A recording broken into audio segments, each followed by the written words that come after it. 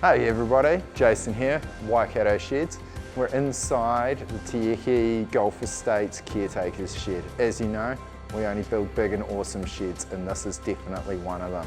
This is packed full of all the gear the guys need to maintain one of New Zealand's most prestigious golf courses here at Tieke. So you can see it's all full of the John Deere gear, all the other tools they need. Now, how is this shed constructed?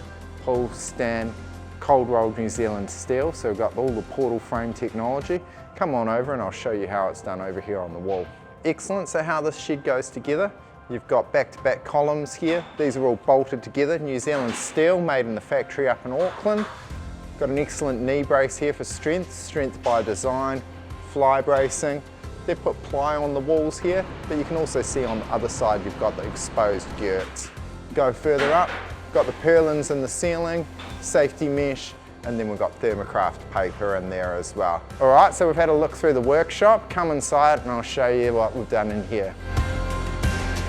We've got the staff room in here, well stocked for a well hydrated workforce. We've got some excellent joinery. Now all of this joinery was made here in Hamilton in the Waikato by City Glass. So we've got excellent stack and ranch slider here. Brilliant windows in here as well.